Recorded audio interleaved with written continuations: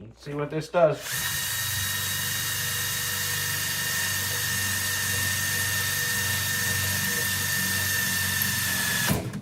Oh, ouch. It bent the bit.